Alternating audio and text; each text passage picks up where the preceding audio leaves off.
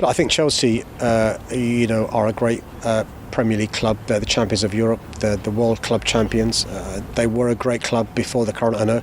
They'll be a great club after the current owner.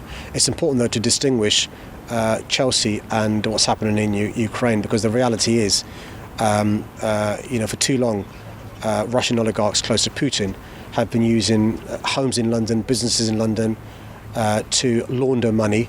I think it's right that the government is now taking sanctions and seizing assets of those Russian oligarchs close to Putin. But it's important to recognise that Chelsea were a great club before the current owner, and they'll be a great club afterwards.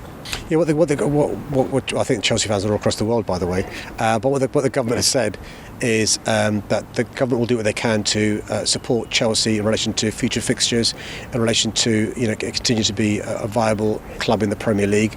What's important, though, is we don't allow a situation where any asset which may be owned by a Russian oligarch close to Putin is sold off in a fire sale.